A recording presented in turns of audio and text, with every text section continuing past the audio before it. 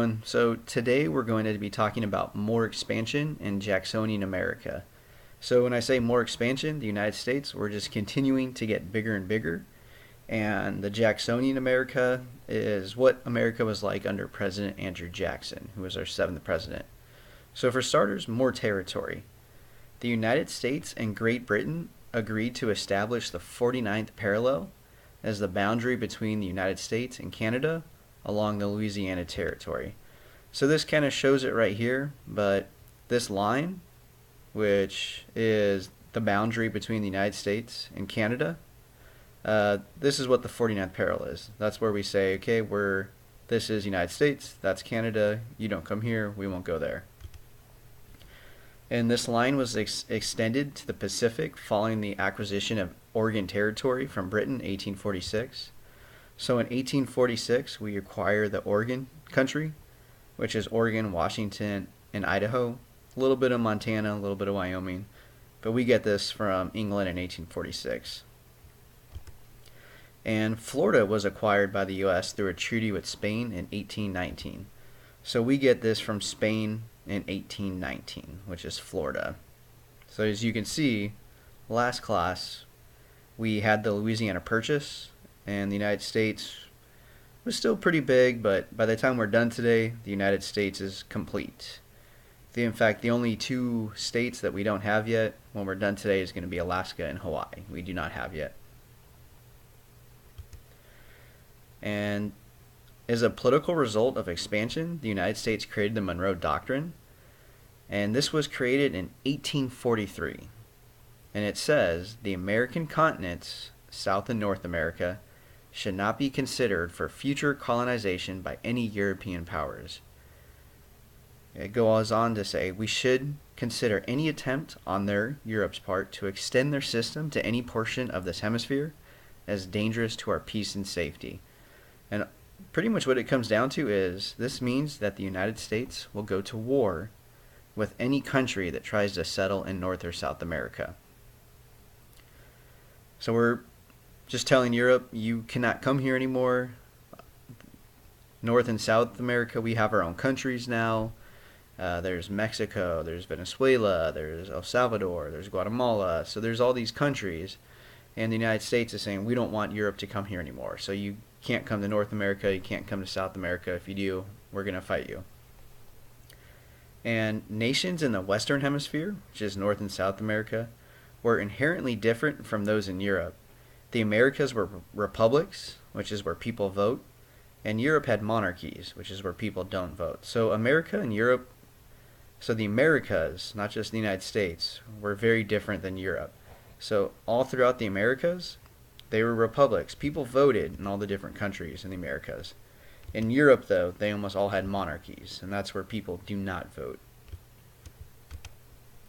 And the Monroe Doctrine, the last thing is the United States, we promise not to interfere with European matters if Europe does not interfere with the Americas. So we'll leave Europe alone if Europe leaves us alone.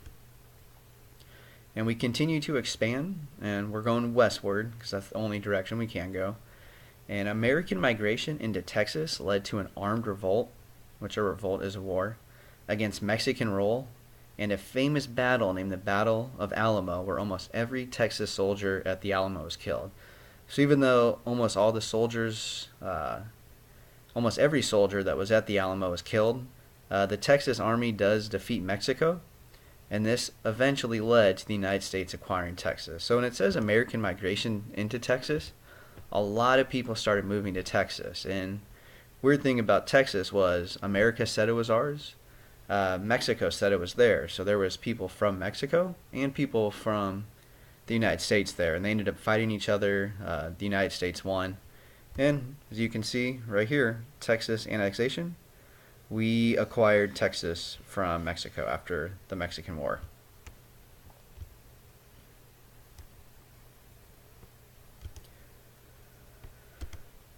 And then there's another Mexican War, and in the 1940s, America fought Mexico in the Mexican War, and America won the war. After the war, Mexico and the United States signed the Treaty of Guadalupe Hidalgo, which gave the United States former Mexican territories. This became known as the Mexican Cession, and the United States acquired California, Arizona, Nevada, Utah, Colorado, and New Mexico. So if you look at this map where it's pink, this is the land we got from the Mexican cession because of the Treaty of Guadalupe Hidalgo. So we got California, got Nevada, Arizona, Utah, Colorado, New Mexico.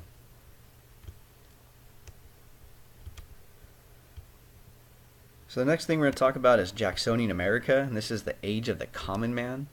Jackson was the 7th president of the United States, and he made a lot of decisions that benefited every man in the United States. First thing is he wanted universal manhood suffrage, which suffrage means to vote, and every white male was allowed to suffrage, which means vote. It used to be that only white males who owned property could vote, but Jackson gave every white man the right to vote. So you used to have to own like a house or you had to own land to vote, but Jackson made it, nope, you can vote if you're a man no matter what. And because all whites were now able to vote, the electorate, which is people to vote, was much bigger. 4 times more people voted in the 1820 election than the 1824. That's because in 1824 you could only vote if you owned land. In 1828 you did not need to own land, so more people can vote. There was also a rise of interest groups, including nativists, which these are people who were anti-immigrant, so they didn't want people from other countries moving to the United States. And there was also the beginning of political campaigning, which is people would go around and speak for political leaders. And this happens all the time today. When Hillary Clinton was running for president, she had lots of people that would go out with signs, people that would make phone calls. And then Donald Trump had the same thing. People would go out and make calls. But political campaigning started at this time, is where they would go out and campaign. Jackson also had something called the spoils system. And during the Jackson era, the spoils system became popular. This is when a political party wins an election, it gives positions to people who supported them.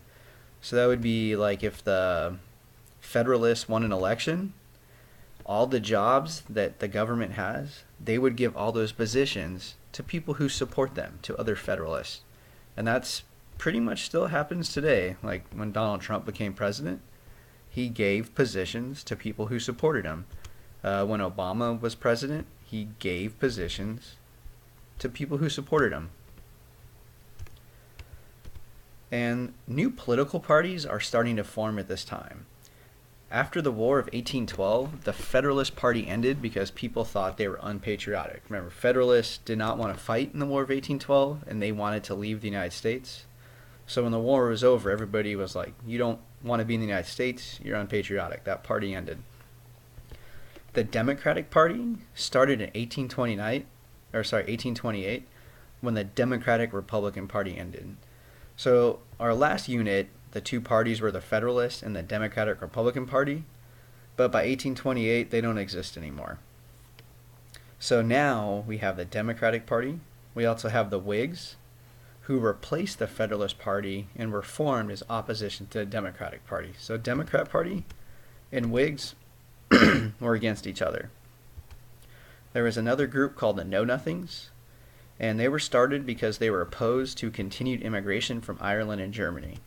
At this time, a lot of people from Ireland and a lot of people from Germany were coming to the United States, and the Know-Nothings didn't like immigrants from those countries. They told them they didn't like them coming there, they wanted them to go back, and they were also opposed to the Democratic Party. And this is a little bit later, but the Republican Party formed in 1854, and they were opposed to the spread of slavery. So the Republicans were against slavery. And the last thing we're going to talk about is the Second Great Awakening. We talked about the First Great Awakening on our last unit. That was a religious movement that went through Europe.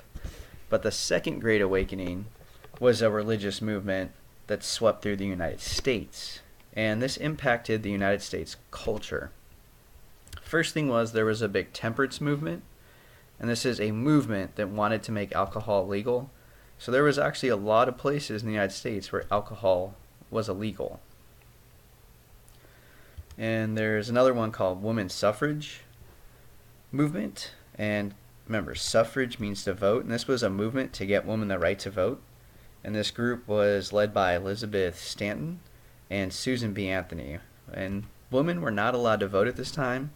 Still almost 100 years until they could. Women have only been allowed to vote for about the last 100 years. And there's another movement called the abolitionist movement, and this was a movement to end slavery. We're going to talk much more about slavery, but slavery still exists in the United States during this time, and the abolitionist movement were people who wanted to end slavery. Okay, that's it. If you have any questions, let me know. Go ahead and move on to the worksheet.